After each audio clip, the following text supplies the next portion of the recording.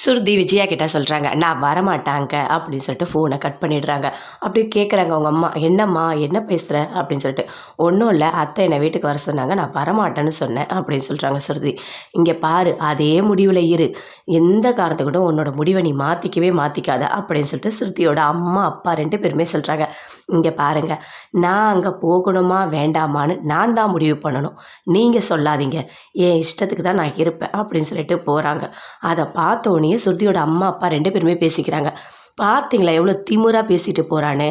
சரி விடு, அவள் எப்போ எது சொன்னாலும் ஆப்போசிட்டாக தான் பண்ணுவா, நீ போயிட்டு டீ கொடுப்போ அப்படின்னு சொல்கிறாரு.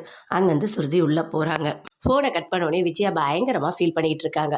பார்த்தியா என்ன நடக்குதுன்னு பார்த்தியா அப்படின்னு சொல்லிட்டு விஜயா பார்வதி கிட்ட சொல்லிட்டு இருக்காங்க. நானும் கேட்டுட்டு தான் இருந்தேன் நீ பேசுகிறதெல்லாம். நல்லா தெரிஞ்சுக்கோ விஜயா, என் பையன் பற்றியா என்னை விட்டுட்டு போயிட்டான், அவங்கெல்லாம் அப்படி தான், உன் பையனை அப்படியே அங்கேயே தங்க வச்சுக்கலாமா அப்படி தான் பார்ப்பாங்க.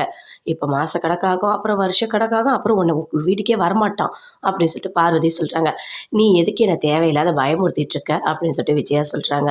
நான்லாம் பயமுறுத்தல விஜயா, உண்மையை தான் சொல்கிறேன், சீக்கிரமாக ரவி வீட்டுக்கு வரத்துக்கு என்ன வழியோ அதை பாரு அப்படின்னு சொல்கிறாங்க பார்வதி. அப்படியே பயங்கரமாக ஃபீல் பண்ணிகிட்டு இருக்காங்க. என்ன வீடே அமைதியாக இருக்குது அப்படின்னு சொல்லிட்டு முத்து அண்ணாமலை கூட்டிகிட்டு வராரு. என்ன என்ன முத்து நீ, நான் வாக்கிங் போனால் என்னை காரில் கூட்டிகிட்டு வர அப்படின்னு சொல்கிறாரு. பரவாயில்லப்பா, நீ ரொம்ப தூரம் நடந்தனா உனக்கு காலெல்லாம் வலிக்கும், அதனால தான் வாப்பா அப்படின்னு சொல்லிட்டு சோஃபாவில் உட்காராங்க. ஆமாம், வீடே அமைதியாக இருக்குது, எங்கே அம்மா, அவங்க ரொம்ப கோவத்தில் இருக்காங்க அப்படின்னு சொல்கிறாங்க ரோகிணி. ஓ, ரொம்ப சந்தோஷம், அவங்க எப்போவுமே கோவத்தில் இருந்தால் நல்லா இருக்கும், வீடே அமைதியாக இருக்கும் போல இருக்கே அப்படின்னு முத்து சொல்கிறாரு. அங்கேருந்து விஜயா எழுந்து வராங்க. அப்படியே ஒரு மாதிரி ஃபீல் பண்ணிகிட்டே இருக்காங்க. ரோகிணி இருக்காங்க. அப்போ மனோஜ் வந்து சொல்கிறாரு, ஐயோ டைம் முடிய போகுது, இந்த பணத்தை கட்டினா தான் இந்த வேலை எனக்கு கிடைக்கும் அப்படின்னு சொல்கிறாரு. என்ன வேலை, அதான் நான் சொன்னனே அந்த வேலை அப்படின்னு சொல்கிறாரு. அந்த வேலை தான் வேண்டாம், என்னால் பணம் கட்ட முடியாதுன்னு நான் சொல்லிட்டேன். ஆமாம், உங்கள் அப்பா போனார், என்ன ஆச்சு அப்படின்னு சொல்லிட்டு கேட்குறாரு மனோஜ். அதுவா, அதை பற்றி எதுவுமே கேட்காதீங்க சரிங்களா, உங்கள் வேலையை பாருங்கள் அப்படின்னு சொல்லிட்டு ரோகிணி பயங்கர கோபமாக சொல்கிறாங்க. அப்படியே சமையல் ரூமுக்கு போகிறாங்க. மீனா கிட்ட பேசிவிட்டு டீ கொடுங்க மீனா அப்படின்னு சொல்லிட்டு கேட்டுட்டு இருக்காங்க.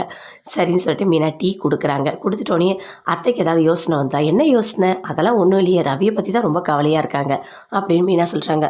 ஓ சரி சரி அப்படின்னு சொல்லிட்டு அங்கேருந்து ரோகிணி வராங்க. வீட்டுக்கு போஸ்ட்மேன் வராங்க. வந்தோடனே பார்சல் அப்படின்னு சொல்கிறாங்க. ரவியா, ரவிக்கு வாங்கி கொடுப்பாத அப்படின்னு சொல்லிட்டு அண்ணாமலை சொல்கிறாரு. ரவி தான் வீட்லேயே இல்லையே. ஆமாம்ல, ரவி இன்னும் வரல அப்படின்னு சொல்லிட்டு அண்ணாமலை பயங்கரமாக ஃபீல் பண்ணுறாரு. அப்படியே விஜயாவும் ஒரு மாதிரி ஃபீல் பண்ணுறாங்க. ஐயோ என் பையன் வரலையே அப்படின்னு சொல்லிட்டு. இது எல்லாமே மீனா முத்து 2 பேருமே பார்த்து பயங்கரமாக ஃபீல் பண்ணுறாங்க. என்ன இது அப்படின்னு சொல்லிட்டு அந்த அந்த கவரை வாங்கிட்டு வராரு முத்து. வாங்கிட்டு வந்தோடனே கொடு, என் பையன்கிட்ட நானே கொடுத்துக்கிறேன் அப்படின்னு சொல்லிட்டு விஜயா வாங்கிக்கிறாங்க.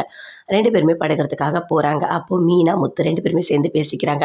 பார்த்தீங்களா எவ்வளோ வருத்தப்படுறாரு மாமா, உங்களால் தான், நீங்கள் எதுக்காக அடிச்சிங்க, அவரை அடித்ததுனால தானே எவ்வளோ பிரச்சனை.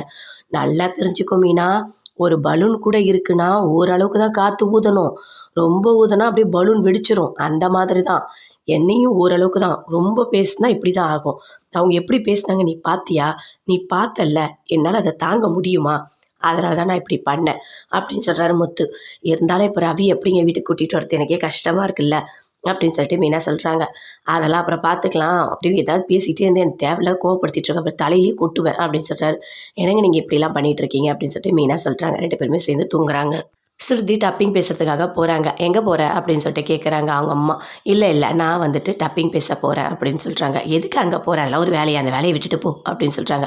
இங்கே பாருங்கள், அது என்னோடய பேஷன், நான் போவேன், சும்மா எனக்கு தேவையில்லாமல் போகாதெல்லாம் நீங்கள் சொல்லாதீங்க.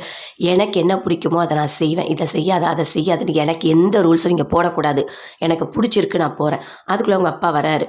அவர் சொல்கிறாரு, உனக்கு தேவையான ஏதாவது வேலை நான் வாங்கி தரேம்மா, அதெல்லாம் வேண்டாம், எனக்கு இந்த வேலை பிடிச்சிருக்கு, நான் போகிறேன், நேற்றே போகல, நிறைய வேலை இருக்குது, அதுக்காக வேலைக்கெல்லாம் லீவ் போட முடியாது அப்படின்னு சொல்லிட்டு அங்கேருந்து போகிறாங்க.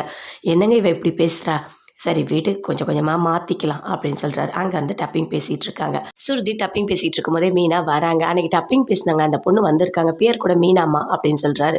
ஓ அப்படியா அப்படின்னு சொல்லிட்டு சுருதி வந்து பேசுகிறாங்க. என்ன எதுக்காக நீங்கள் வீட்டுக்கு வரமாட்டீங்க, நான் வரமாட்டேன், எங்கள் அப்பாவை அடித்தாங்கல்ல, நான் வரமாட்டேன் அப்படின்னு சொல்கிறாங்க.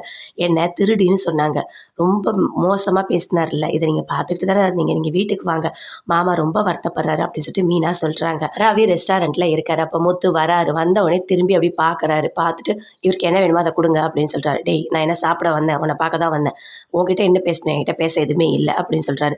வரியா இல்லையா அப்படின்னு சொல்லி வெளியே கூட்டிகிட்டு போய் கூப்பிடுறாரு. வீட்டுக்கு வா, அப்பா ரொம்ப வருத்தப்படுறாரு வா அப்படின்னு. நான் வரமாட்டேன்னு ரவி.